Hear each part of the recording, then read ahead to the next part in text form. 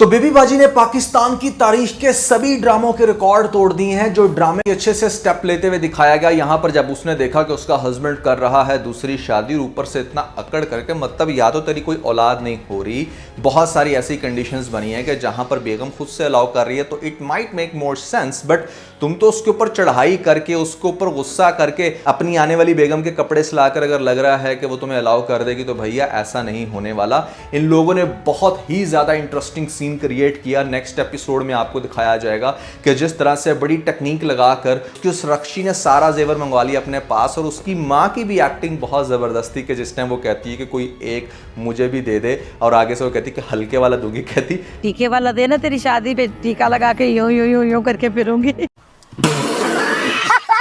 इस सीन को देखकर लिटरली मेरा कहका निकल आया। और यहां पर आपको दो तरह के इंटरेस्टिंग सीन्स दिखाए जा सकते थे। एक तो इन लोगों को चाहिए था कि इस तरह का भी कोई सीन बनाते कि मतलब जिस टाइम शादी हो रही थी इसकी रक्षी के साथ, तो आ जाता इसका पहला हस्बैंड और आकर वहां पर ढिंडोरा पीट देता कि हाँ भाई इन लोगों ने तो मेरे से इतना पैसा खाया, या कोई भी ऐसी कंडीशन लगा देता। लेकिन जो दिखाया जाएगा वो भी इंटरेस्टिंग है। वो सारे का सारा जेवर लेकर मौके से भाग जाएगी और यहां पर बेचारा बैठा होगा काजी के साथ और गिरबान पकड़ लेगा उस बंदे का कि मतलब मुझे बिल्कुल भी यहां पर वो धोखा नहीं दे सकती। घर जाएगा, देखेगा होगा आगे से ताला। तो ये सीन नसीर के लिए बहुत ही ज्यादा जबरदस्त होगा कि जहां पर अपनी अच्छी खासी बेगम को छोड़ के साथ में इतना अच्छा बेटा, किस तरह तुम कुत्तों की तरह दूसरी औरत के पीछे भाग रहे थे। तो भैया यहां पर तुम्हारे साथ यही होना चाहिए था। अब आगे जाकर इसको एहसास होगा कि इसकी जो अस्मा है वो बेसिकली आसमान की वो किरण के जो इसका हमेशा से ख्याल रखती आई है और आगे भी रखेगी। जब बंदे को बाहर से ठोकर लगे ना, फिर ही उसको घरवाली का भी एहसास होता है। तो भैया इस तरह से हमारा ड्रामा कंक्लूड होगा इस नसीर के हवाले से कि उसको बहुत अच्छा लेसन मिल गया। मुझे पर्सनली ऐसा लगता है कि नसीर आकर इससे माफ़ी मांगेगा और यहाँ पर अपनी माँ से भी कि ऐसे में उसने बहुत गलत किया और अब वो अपनी बेगम को अच्छे तरीके से घर लेकर आना चाहता है। ठोकर पड़ेगी बाहर से तो हो जाएगा सीधा। अब आगे आ जाती है हमारी अजरा, जिसने सबसे ज़्यादा तूफान उठाया था, सबके नाक में दम करके रखा।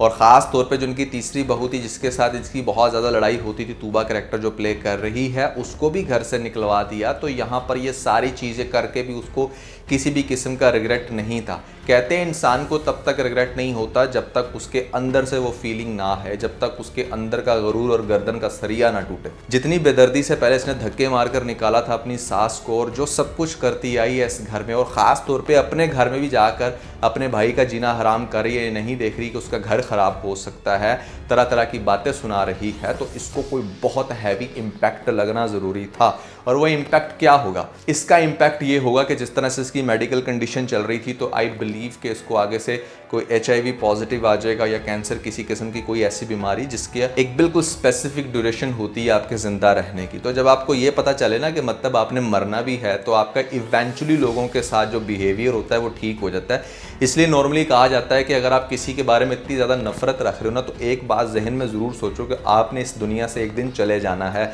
और जितनी नफरत छोड़कर जाओगे ना, उतना लोग बाद में आपको लान तान करेंगे। तो बड़े से बड़ा तुर्म खान भी जब ये बात सोचता है तो उसका बिहेवियर ऑटोमेटिकली अपने इर्द गिर्द के लोगों के साथ ठीक हो जाता है। तो यही कुछ होगा कि यहाँ पर जब इसको पता चलेगा कि इसके साथ वो बीमारी अटैच्ड हो गई है, तो पहले तो बहुत रोएगी, तड़पेगी, और फिर इसकी माँ बताएगी इसके हस्बैंड को कि मतलब यहाँ पर ये रिपोर्ट आई है। इसकी रिपोर्ट का सुन के ख़ास तौर पे उसकी माँ भी आगे से, जो इनकी बेबी बाजी है, वो सब लोग इसको दिलासा देने के लिए आएंगे और बड़े प्यार से दोबारा से अपने घर लेकर जाएंगे। अब जब इस सारे सीन के बाद ये घर आएगी वापस, तो मतलब पहले की तरह जैसे शातिर थी, बहुत ज़्यादा घर में लड़ाइयाँ करती थी या डलवाती थी, वो सीन बिल्कुल भी नहीं होगा। अपने हस्बैंड के साथ इसका बिहेवियर टोटली चेंज्ड हो जाएगा, और इसका हस्बैंड भी बहुत हैरान होगा कि किस तरह से इंसान की बीमारी उसका रुख चेंज कर सकती है। तो अजरा जिसने इस ड्रामे के अंदर अच्छा खासा विलन का रोल प्ले किया, यहाँ पर सबसे पहले तो भैया मैं दाद देना चाहूँगा, इसने नंद ड्रामे के अंदर भी सुपर्ब एक्टिंग की थी और यहाँ पर भी ये छा गई।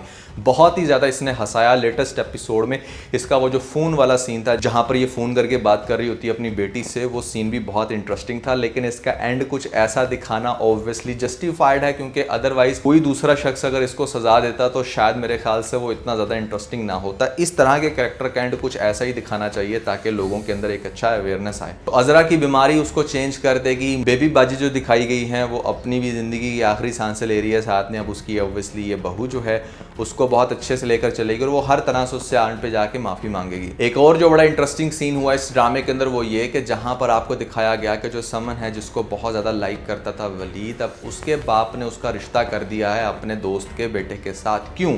क्योंकि उसके बाप को पता है कि इनके घर का माहौल किस तरह से है कि मतलब इसकी जो भाभी है अजरा वो तो किसी भी टाइम धक्के मार के निकाल देगी मेरी बेटी को घर से, तो मतलब हम कहाँ जाएंगे।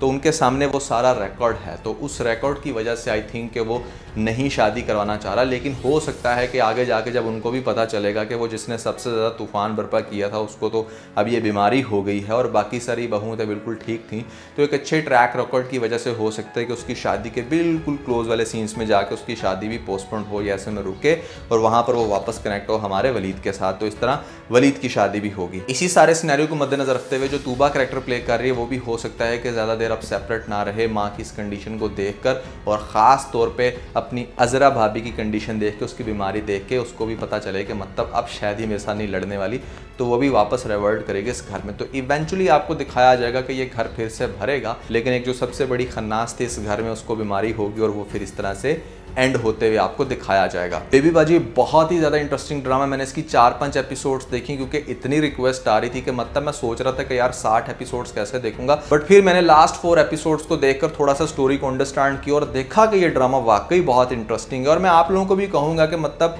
ये इस तरह का ड्रामा डेली लगने वाला है कि अगर आपने ये शुरू से नहीं भी देखा ना तो आप इसको मिडिल से स्टार्ट कर लें या फिर ऐसे में पिछली 3-4 एपिसोड से, तो आपको अच्छी खासी इसकी स्टोरी समझ आ जाएगी।